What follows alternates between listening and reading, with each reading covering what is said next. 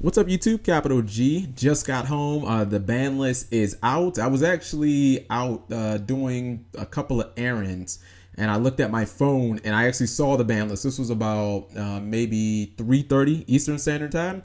I wasn't in a position where I can make a video. Anyways, I've already seen it, so the reaction isn't going to be as through the roof hyped as it usually was. But when I saw a couple of these things, my head almost exploded. All right, so let's see. Forbidden, if I'm not mistaken, there is nothing forbidden. Yeah, they didn't add a single forbidden card. And at first, when I looked at that, I was like, wow, I guess they're just really not going to do that much. And I started looking at the limited. I was like, wait a minute, is this troll? Is this the same list? Anyways, our first limited cards, because they did actually do a significant amount of stuff when it comes to limited to one. Glow Up Bulb has been unbanned. And this is one that I kind of feel like, I think Asian Eyes was one of the people who predicted it. He said that he felt like Glow Up Bulb was going to come back sooner or later. I actually am okay with this. I do understand that synchros are they're more relevant than they have been in the last couple of years, because we've gotten, new stuff like Leo and Star Eater, and Yang Zing is basically, Yang Zing is a deck. Yang Zing might run this card. The main decks I would probably say are going to run this. Sylvan, obviously, because they run, you can run 1-for-1 in there because of Princess Sprout and Cherub Sprout, and they already run Spore. So, it's going to do wonders for that deck, which could be a really, really good deck this format. But I would say that, maybe Yang Zing. Outside of that, I don't know if it's going to be wildly as broken as it was before. I think that this is a good card to come back. I'm fine with this. Also limited to one, we've got Infernity Archfiend. I honestly think that this entirely, in my opinion, had to do with the fact that they run Worlds, and they just, I think that Infernity is one of those decks where Konami was just like, all right, people hate playing against the deck. We're just going to fucking annihilate this shit. If the deck can survive with one Archfiend, I don't see it happening. But if it does, it may be one of the most impressive feats in Yu-Gi-Oh history. And then just the fact that whether you consider Infernity to be degenerate or not is irrelevant. The fact that Infernity as a deck now, it's gotten to the point where you only run 2 Infernity monsters and you only run 2 Necromancers. So it's I don't know, the whole deck just became basically just Archfiend dot deck, and Archfiend get our 4 power traps and we just destroy you. I actually think that the deck towards last format was just really unplayable, because I didn't think that they had an answer against Shadows or decks like Burning Abyss. I feel like the deck actually got power creep, so I don't even think that this hit was necessary. Alright, so scrolling down the limited list, here was the one that I thought was bonkers. Oh my god. Raigeki is now limited. I think Raigeki was banned on the first ever ban list, ladies and gentlemen. So we're talking maybe 2005. I've never in my life, I haven't played a Raigeki since I used to play Yu-Gi-Oh in Baltimore. That was in 2004. And it's crazy because I think I have a super rare Legend of Blue Eyes Raigeki somewhere in one of my bad common boxes or something like that. I was like, okay, this card's never fucking coming back. I think that this was insane. This was one of those ones where I don't care about power creep. I think that this one was just idiotic. A lot of people were making arguments that Dark Hole should have went to 3, which I'd actually be okay with. Not just because everything floats, but because, Dark Hole, at least it destroys your field. So it's sort of a drawback, even though you can kind of work around it. There's literally no reason. If your deck has to attack to win, there is zero reason not to run Raigeki. With Dark Hole, it's it's good, but is it that good? Raigeki, it's not even a question. Raigeki is now the de facto staple. If your deck has to attack, you will run Raigeki, period. And I don't know, it makes floating monsters even better.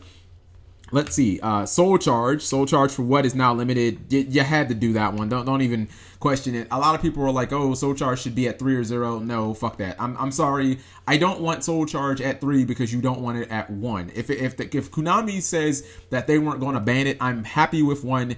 And people say, oh, well, the player who draws Soul Charge first wins. Okay, first off, that's arguable. Number 2, I hate it with Battery Man or when a control deck, when my opponent would play Soul Charge and I would counter it with a Solemn Warning or a Vanity, and then a fucking turn later because their deck just runs through their deck in 2 turns because they have Upstart and Shadow Beast and all this other bullshit, and then they draw another one. It's how the fuck am I supposed to counter Soul Charge every single turn?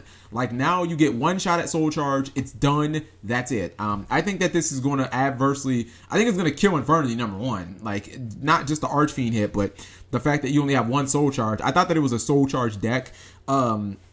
I think that it's going to adversely affect Shaddolls. I think that it's going to adversely affect Sylvans. The thing about Sylvans is, now that Sylvans have Glow Up Bulb, they might actually be able, like, I think Sylvans will be okay because they got Glow Up Bulb in exchange for a couple of Soul Charges, and they still have Fertilizer. So this was one of those, like, duh hits, like, you had to do it. Super Polymerization. You guys called me an idiot when I said that Super Poly needs to be limited. The main reason I thought that Shaddolls were, like, the top tier deck last format was not because of few. It wasn't because of anything in the deck. It was Super Poly. Super Poly was just it's too good. Like, there would be times where it felt like you were being punished for running light and dark decks. Like, where I needed to summon a monster and my opponent had a fucking Super Poly in a Shadow set, and it's like, I can't do anything, you know what I mean? Either I have to somehow kill the monster without it, you know, triggering, or like anytime I commit anything to the board, there was just that Super Poly and I couldn't counter it. There was nothing I could do. I can't respond to it. And the way that Shaddolls are pumping out fusions and how powerful they are, they're getting the whole rainbow. Heroes are going to be doing the same thing. It's just we don't have the mass heroes and we don't have Dark Law yet. You're going to see it where literally your opponent's going to have a hero on board, and it's going to get to the point where you felt like you can't do anything. I mean, if you're playing an aggro deck, you're not going to be setting monsters. Like, if you're playing Boojins, you're not just going to randomly set something, but the second you summon something, oops, you know, Super Poly in the fucking, you know, the Shining, and you can't play around it. So I think Super Poly had to go to 1. That's it for the limits. I was hoping that Tour Guide would be in there, but whatever. For the semi-limits, Blackwing, Gale, the Whirlwind, thank God it was overdue.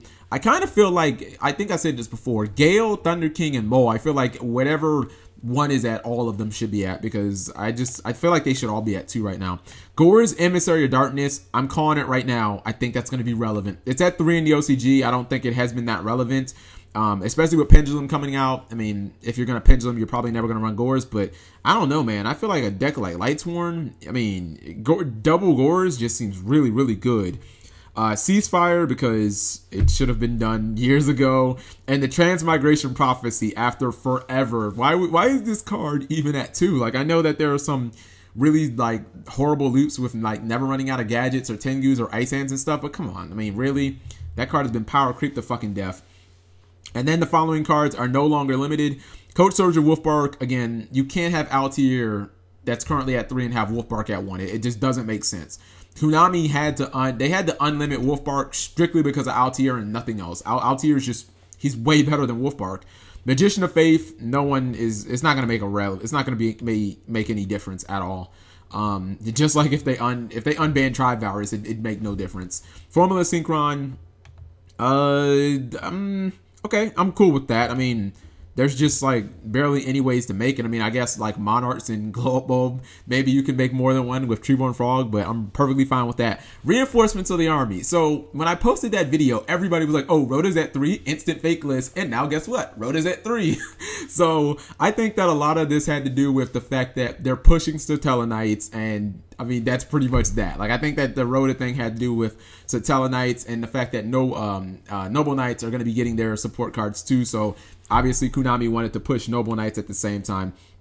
So, I mean, I look at this list and I'm perfectly content. I think that Burning Abyss should have gotten indirect hit. I don't think any of their core monsters should have got hit. I think that Tour Guide should have gotten hit because the Burning Abyss deck floats too fucking hard. You know what I mean? And now that they're going for, like, a lot of players like Jeff Jones are going like triple Ryza, triple Phoenix with Windblast, man, it's starting to become like spin lock. So, I mean, even if Phoenix with Windblast would have got hit, I'd have been okay with that. But I kind of feel like Burning Abyss are the best deck of the format right now. I feel like Burning Abyss have passed Shaddolls, even though I think that they were neck and neck to begin with. I think that Shaddolls losing Super Poly is going to be so fucking relevant. I know that they still have all their other plays, but man, I'm telling you guys, now you can actually do stuff against them, you know, where there'd be times where I'd be playing Battery Man and they'd have Super Poly. I couldn't play around there. I just lose. So let me know what you guys think. I think the list is really, really good. I'm shocked that they didn't do anything with Vanities because it's a staple at 3 as far as I'm concerned. Thank you guys for watching as always.